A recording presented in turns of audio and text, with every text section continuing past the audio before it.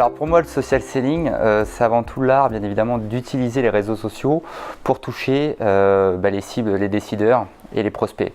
À titre personnel, je trouve que le social selling, c'est aussi une formidable opportunité d'utiliser son environnement personnel et professionnel de façon habile dans l'optique de la vente. Alors, la question du pourquoi le social selling et pourquoi les entreprises doivent faire du social selling est très simple. Avant tout parce que les clients se trouvent sur les réseaux sociaux. Et donc, je dirais la règle numéro 1 dans le business, c'est d'être là où sont les clients. Donc aujourd'hui, les clients sont sur les réseaux sociaux, les clients sont sur LinkedIn, les clients sont sur Twitter, sont sur Facebook. Il faut être présent, proche d'eux, pour pouvoir leur adresser les messages. Alors comment faire du social selling? La première des choses pour faire du social selling, c'est déjà de changer ses comportements. On n'est plus dans une vente, j'allais dire descendante du commercial vers son interlocuteur. Le commercial doit devenir un conseiller, il doit donner, offrir de la valeur à ses clients à travers du contenu, à travers une approche conseil avant de recevoir. Donc c'est vrai qu'on est dans un dispositif complètement différent. On n'aborde pas les interlocuteurs, je dirais avec une approche directe, frontale.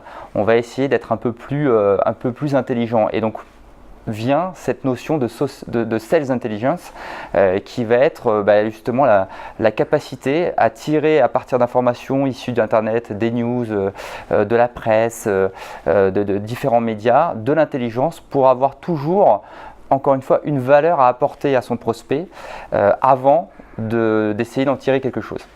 Alors les spécificités de Bypass, c'est surtout la capacité à collecter toutes ces données sur Internet, que ce soit sur les réseaux sociaux, dans la presse, les tweets, mais également aujourd'hui on attaque également des bases de données, je dirais traditionnelles B2B. On a un partenariat aujourd'hui stratégique avec la société Compass qui nous permet à la fois de mixer des données dites sauvages web qu'on va trouver sur Internet, donc des millions, des milliards de données, plus de l'information stratégique entreprise plus traditionnelle.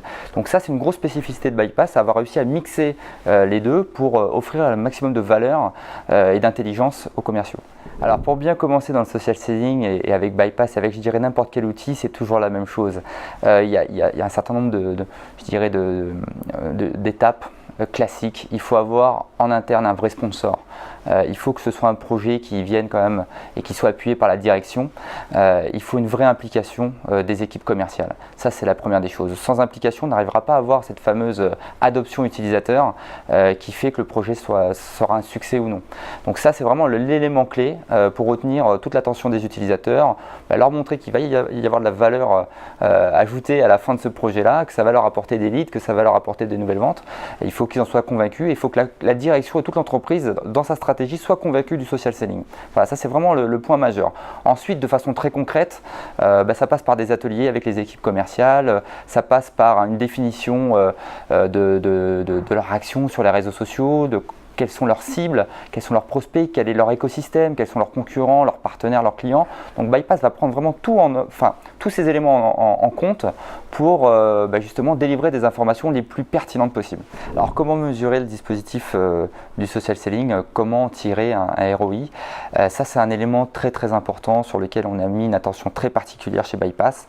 On a réalisé en un peu moins d'un an plus de 250 projets clients, chez des startups, chez des grands groupes en France à l'international, et en fait on a mis en place un dispositif de KPI qui vont nous permettre de mesurer un certain nombre d'indicateurs que sont le nombre de connexions des utilisateurs sur la plateforme, combien d'alertes on a pu générer auprès des utilisateurs, ces alertes ont-elles été acceptées ou refusées par les utilisateurs. On mesure tout ça et derrière on a mis en place un système, ce qu'on appelle le CSM, de Customer Success Manager, qui vont appeler individuellement tous les commerciaux sur la base des statistiques qu'on a et de leur taux d'utilisation, et essayer de comprendre pourquoi ils utilisent un peu moins, qu'est-ce qui marche, qu'est-ce qui ne marche pas, et d'avoir une vraie approche personnalisée pour toujours pareil, avoir comme objectif final une adoption utilisateur maximum. Pour conclure sur le social selling, je dirais que la question n'est plus de savoir s'il faut y aller, je dirais que la question est plutôt de savoir comment il faut y aller et le faire de façon intelligente.